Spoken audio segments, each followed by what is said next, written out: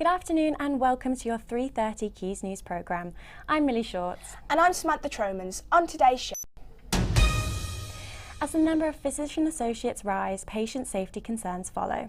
How many children have you got? You know, when you're sort of talking to people that you've just met. And I thought I've got a group in Salford supporting people with or recovering from cancer.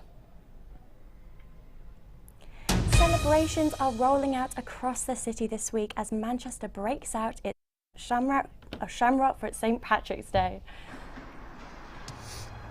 Can you guess where I am?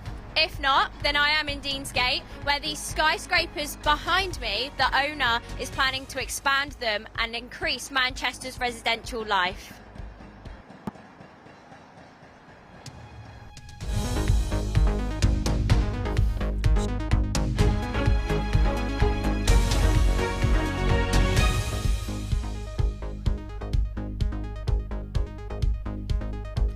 The number of physicians associates in the NHS is set to rise to 10,000.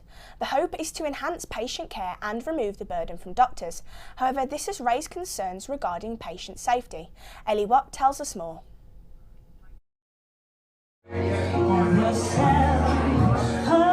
Precious memories of a daughter doing what she loves. Just 3 weeks after her 30th birthday, Emily Chesterton from Salford died after a blood clot was missed in 2 appointments with a physician's associate she believed to be a GP. Well, Emily was suffering with a sore calf and breathlessness.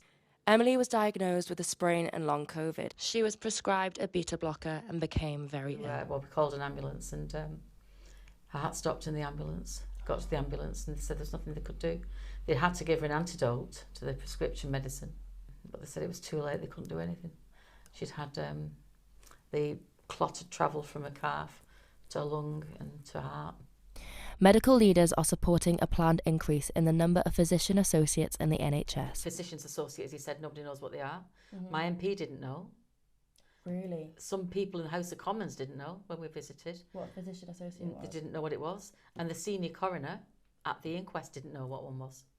The British Medical Association have created a traffic light system. The physicians' associates are going to be registered by the General Medical Council, and there is a significant fear that that will lead to more confusion amongst patients. Emily's family are fighting for stricter regulation and say patients deserve to know who they're seeing.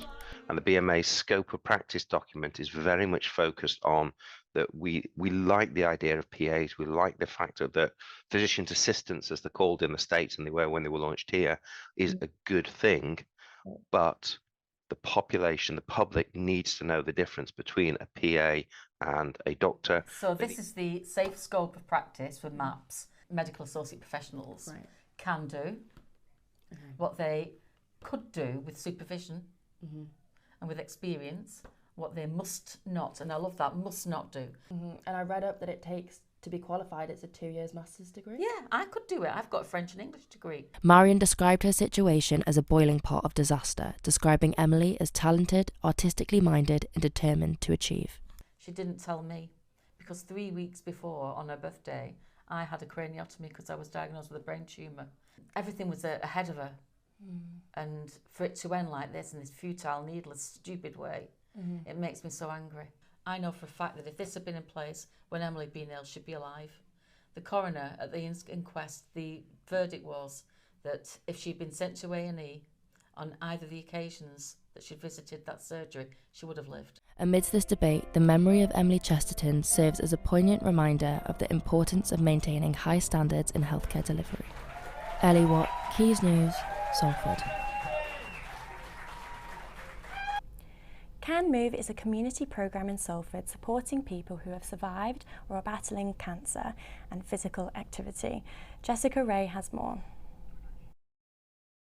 This may look like an ordinary exercise group, but there's one thing that brings all of these people together. Cancer and all of the stress that comes along with the diagnosis can leave people feeling uncertain. Research has shown that along with a healthy diet, engaging in regular physical activity can reduce the risk of some types of cancers returning. It can also help counteract many side effects from the illness and its various treatments. Well, my husband was diagnosed in December 21 and we came 3-4 months after that.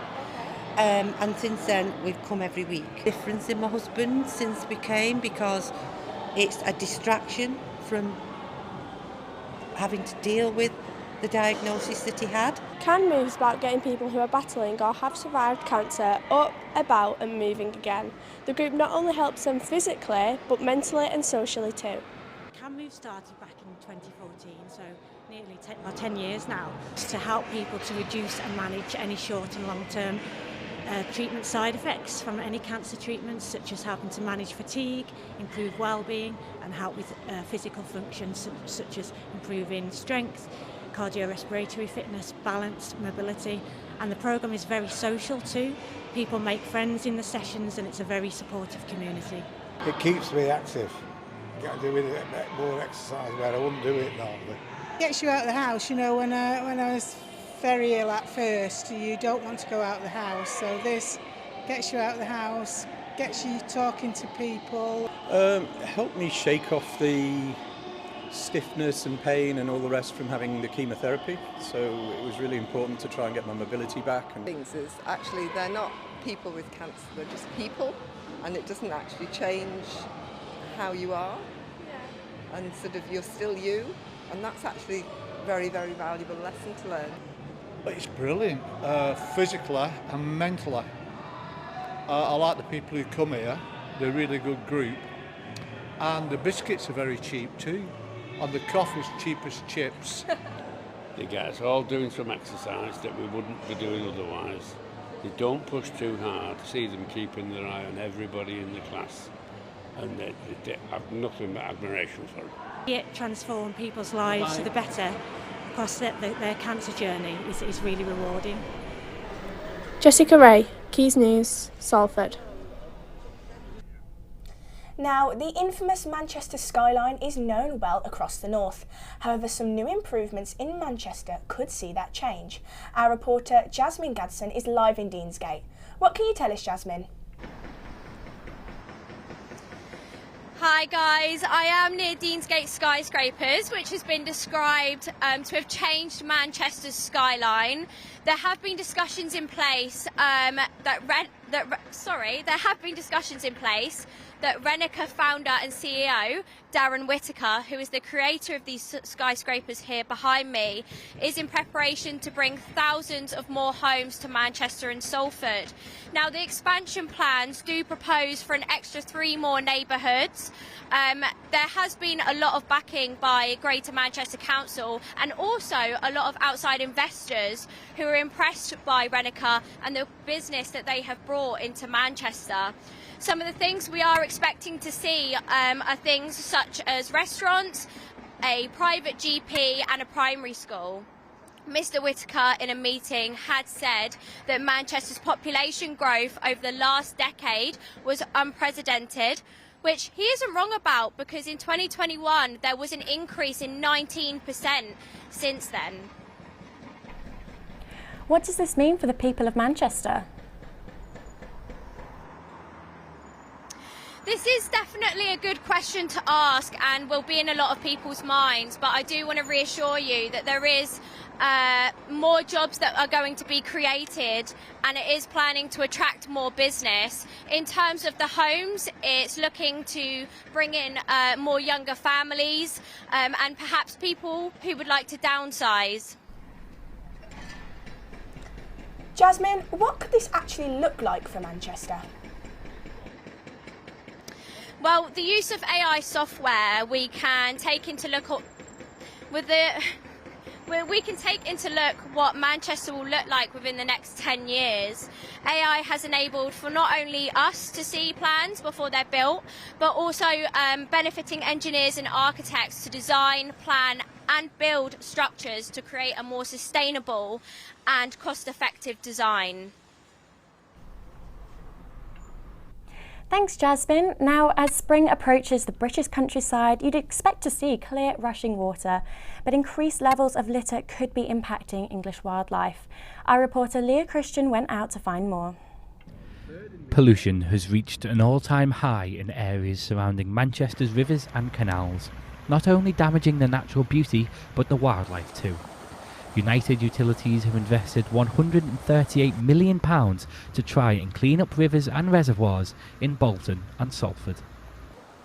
The £138 million investment largely is aimed at combating fly tipping, which is prevalent here in Bolton. Cars just pull up to the side of the road and drop litter out of their cars, needlessly harming the environment. The litter then makes its way into the river where, as you can see, across the riverbank, it gets caught up in fallen trees, not only harming Bolton's natural scenery, but also the animals and fishes that flow through these waterways daily, which of course make their way into the Manchester Shipping Canal.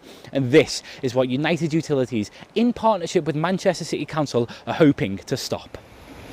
A spokesperson for the company said that it will see a 20% rise in wastewater treatment, and that the investment is part of a wider £1.3 billion investment from United Utilities aimed at cleaning rivers in the northwest. Affected by the issue is university student Dan, who lives along the bank of the River Irwell.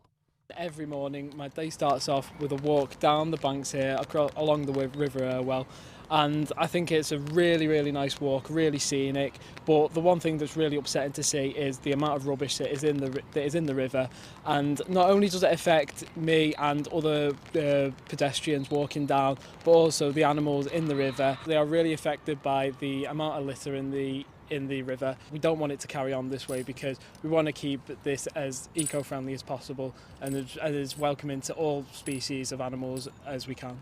Salford residents have also been taken to social media to voice their anger on the issue. We all just want a nice, clean living space that we can enjoy together.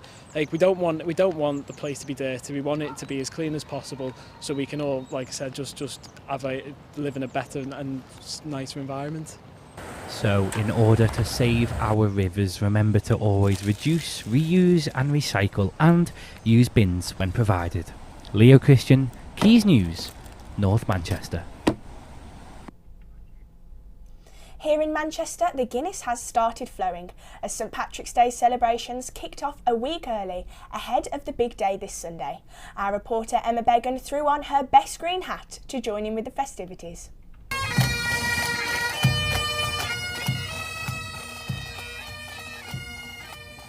I wish you a happy St Patrick's Day. This Sunday, the iconic Irish tradition will be celebrated internationally. The Irish World Heritage Centre in Manchester hosted their annual St Patrick's Day parade this week, kicking off a week-long celebration in the build-up to the 17th of March. The atmosphere here is amazing. All the Irish have come out to celebrate. There's the St Patrick's Day parade going on behind me. There's a fairground back at the Irish World Heritage Centre. There's been a mass earlier and it sounds like drinking in this week-long celebration. Hundreds decked out in green and gold took to the streets to watch the parade, which lasted over 2 hours. There was dancing, more dancing, drag, and plenty of drinking. But let's see how people in Manchester are celebrating. Well, we always celebrated something similar to today. We're out here on the parade and just Irish centre and a few pints again. Mum was one of the founders of the parade. Emma Beggan, Quays News, Manchester. That looks amazing. You doing anything this weekend, Sammy? I think a couple of me and my friends are going to be heading to the pub. Any about you? Lovely. Yeah, same here, going around Manchester, having a bit of fun. Sounds like it's going to be good. Yeah. That's all we got time for this week. Stay in the loop by following @Quays News on all social media. Goodbye.